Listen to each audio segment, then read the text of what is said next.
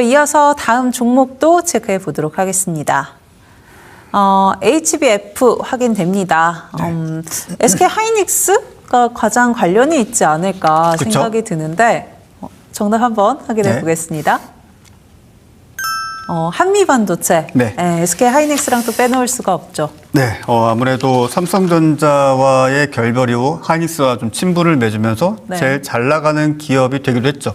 물론 이제 앞서 실적 발표에 있어서 조금 실망스러웠던 시기도 있었지만 그래도 한미반도체 지금 현재 글로벌 시장 내에서 단연 독보적인 과독점, 즉 TC 본더 분야에 있어서만큼은 과독점 기업입니다. 그래서 너도 나도 지금 현재 반도체 장비 기업을 뭐 인수합병을 한다든지 또는 R&D 작업에 들어가고 있지만 그래도 아직까지는 독보적이다라고 말씀을 드릴 수가 있겠고 앞서 HBF를 좀 말씀드린 이유는 제가 한 4, 5개월 전서부터 그래도 3분기, 4분기에 그래도 반도체 업계를 좀 뒤흔들 수 있는 새로운 모멘텀이 무엇이 될 것인가라고 한다면 단연 HBF라고 좀 말씀을 드렸었습니다. 자, 그 이유는 고대역폭 메모리가 기존의 HBM은 D램을 기준으로 합니다.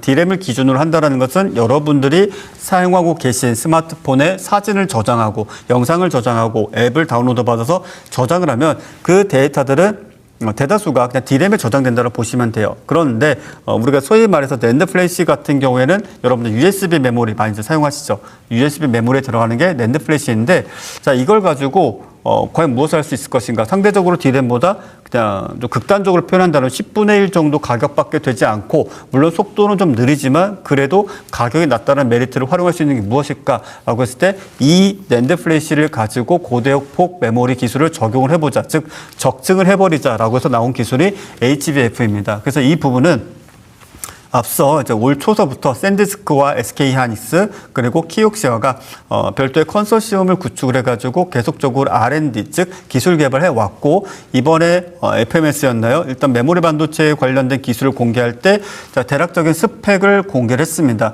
물론 애당초 기획했던 것보다 좀 부진한 부분들도 있어요. 원래대로라면 HBM 대비했을 때 성능은 대략 한 7, 80%, 용량은 10배, 20배, 심지어는 100배까지도 늘릴 수 있을 만큼의 그런 기술을 기대했는데 물론 그 정도까지는 아니더라도 어쨌든 간에 고대역폭 메모리 기술을 적용한 낸드 플래시 메모리라는 거예요. 그러면 이걸 가지고 무엇을 할 수 있겠는가 앞으로. 자, ESSD가 지금 현재 샌디스크의 주가를 10배고로 만들어줬죠. 자, 그렇다면 지금 삼성전자와 SK 하이닉스는 말 그대로 HBM만 가지고 매출을 올리고 있는가? 아닙니다. ESSD 그리고 D램, 낸드 플래시가 사실상 매우 중요한 역할을 하고 있고 전 세계 데이터 센터의 사실상의 한 60, 70%는 삼전닉스의 제품이 들어간다고 보시면 돼요. 그런데 이 ESSD가 상대적으로 지금 매우 빠릅니다. 빠른데 이보다 더 빠른 속도를 요구하고 있어요. 어디서? 데이터 센터 또는 AI 기업들이. 그렇다면 이 HBF 기술을 적용한 이 SSD가 본격적으로 출시가 될 건데 그렇게 된다면 이 부분에 대한 어떤 새로운 신규 매출처가 만들어지는 거고 수요처가 또 한 번 확장하게 되는 것입니다. 그러면 그때 필요한 것이 뭐냐? 한미반도체의 하이브리드 TC 본더 또는 지금 현재 와이드 TC 본더 이런 장비들이 계속적으로 수요가 발생할 수밖에 없다라는 것이고 이 부분에 대해서는 마이크론이든 삼성전자든 SK 하이닉스든 계속적인 수요가 발생할 수 있다는 점을 우리가 한 번 더 생각 좀 해볼 필요가 있겠고 물론 이제 주가 역시 마찬가지로 지난 6, 7월 달에 뭐 정상적인 종목이 있었겠습니까?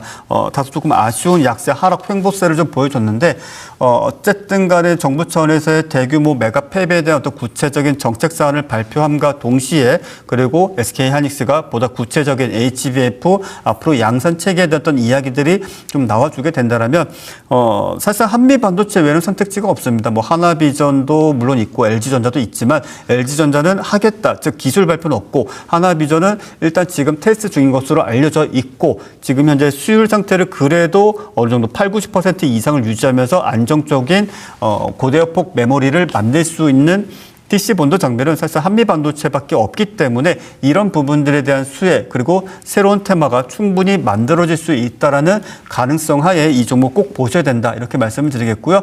보다 구체적인 투자 전략은 제가 QR코드를 통해서 참여하시는 정보방을 통해서 하나씩 안내해 드리도록 하겠습니다. 네, 한미반도체 투자 포인트 짚어주셨습니다. TC본더 수요 확대가 기대가 된다라고 이야기해 주셨고요. 그렇다면 주가도 당연히 반영이 되겠죠. 이러한 부분들 같이 한번 대응해 보고 싶다, 타점 같이 잡아보고 싶다 하신다면 하단에 보이는 QR코드 통해서 무료 정보방 입장해 보시길 바라겠습니다. 자, 이어서 마지막 종목 확인해 보도록 하겠습니다. 보조 배터리입니다. 사실 배터리 하니까 2차 전지 아닐까 했는데 보조가 왜 붙을지도 좀 되게 큰 궁금하고요. 보조 배터리요.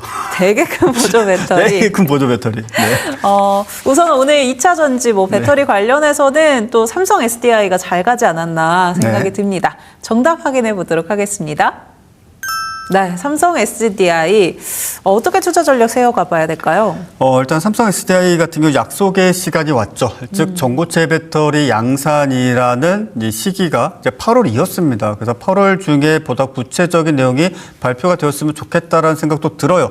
물론 이제 앞서 오늘자 기준 놓고 봤을 때 현대차 그리고 기아 그리고 미국 기업기 합작을 해가지고 전고체 배터리 양산에 대한 이야기도 나왔지만 물론 이 부분은 본래 현대차가 배터리 내재화에 대한 이야기를 했을 때부터 즉 5년 전서부터 우리는 앞으로 기존의 수소 실패했으니까 전고체 배터리를 우리가 직접 양산할 거야라고 계획을 세웠었습니다. 근데 이런 부분들에 대해서 사실 구체화된 어떤 내용들이 없기 때문에 좀 시간을 두고 봐야 되겠지만 삼성 SDI 같은 경우는 그 이전서부터 그러니까 5년 이전서부터 계속적으로 양산 체계에 대한 R&D를 계속적으로 진행을 해왔었고 본격적인 양산에 대한 스케줄을 밝힌 게 지금 현재 시점입니다. 그래서 이달 안에 구체적인 어떤 양산 그리고 공급 계약 그리고 앞으로 시장에 대한 어떤 평가 그리고 전체적인 가격대 왜냐하면 하이니켈 양극재를 활용한 배터리보다 비싸긴 할 텐데 과연 얼마나 비쌀 것인가 이 부분도 상당히 중요합니다. 왜 그러냐면은 하이니켈 양극재를 활용한 배터리도 비싸다고 해서 지금 LFP 양극재를 활용한 중국산 CATL의 배터리를 사용하고 있지 않습니까? 그런 부분들이 있기 때문에 이런 부분들이 그래도 시장에서 좀 부각이 될지 발표가 어떻게 될지 우리가 함께 주목을 해야 될 것이고 실제 발표가 되면은 가장 먼저 사용이 될 것이 여러 군데가 있겠지만 아무래도 휴머노이드 로봇 쪽에 있어서 대량으로 공급 계약이 이루어지지 않겠는가라는 기대감도 가져볼 수 있겠습니다. 또 추가적으로 앞서 제가 보조 배터리라는 단어를 썼는데 아무래도 LFP 양극재 즉 리튬 인산철 양극재를 활용한 ESS 장비가 계속적으로 지금 현재 외국에 수출이 되고 있고 또 실질적으로 공급 계약이 대량으로 이루어지고 있습니다. 자, 이 부분은 다소 조금 아쉽죠. 즉 CATL과의 어떤 경쟁에 있어서 차라리 애초부터 자동차용 배터리로 좀 나갔더라면 좋았을 텐데 LG에너지솔루션이라든지 뭐 삼성 SDI라든지 기타 여러 기업들이 조금 민기적거렸던 부분들은 있습니다. 기술적으로 좀 뒤처진 부분들이 있지만 그래도 CATL이 선점한 자동차용 배터리를 어쨌든 공략하지 않고 치킨 게임 하지 않고 그래도 ESS 쪽 그리고 탈중국을 외치고 있는 미국과 북미 더 나아가서 유럽까지 시장을 공략할 수 있는 부분들 그리고 상당 부분 의미 있는 매출과 영업이익에 있어서도 직접적인 영향을 주고 있습니다. 그렇기 때문에 지금 현재 수준에서 좀 보게 된다면 뭐 LG에너지솔루션도 양호하고 삼성 SDI도 양호한데 삼성 SDI 같은 경우에는 두 가지 다 ESS의 어떤 재료가 있지만 삼성 SDI는 전고체 배터리 이슈도 있기 때문에 지금 현재 시점에서 그래도 관심 있게 지켜보실 필요가 있는 종목이다 이렇게 말씀을 드리겠고요. 오늘자 보게 된다면 차트가 정말 모든 종목이 다 비슷비슷하죠.